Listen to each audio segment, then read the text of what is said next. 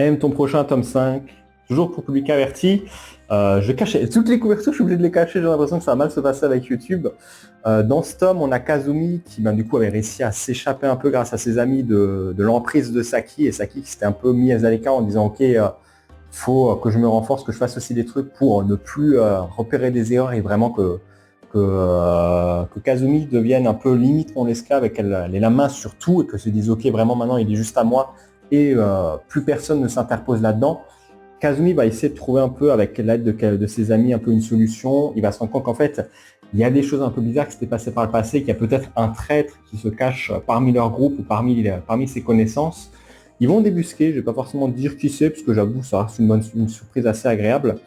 On va revoir aussi un peu le retour de Saki, toujours aussi folle, qui de coup, après quelques mois, a préparé aussi un petit peu un plan pour s'occuper de ce copain.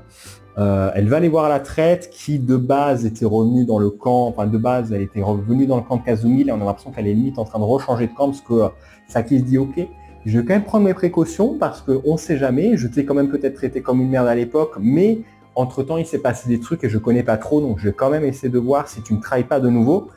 C'est vraiment le côté tordu de Saki. Quand on voit vraiment son visage d'ange un peu là derrière, mais c'est vraiment une fille complètement tordue qui aime la violence. En fait, il n'y a vraiment pas d'explication sur ça. Plus je parle d'elle, plus j'ai l'impression que je suis dégoûté en fait.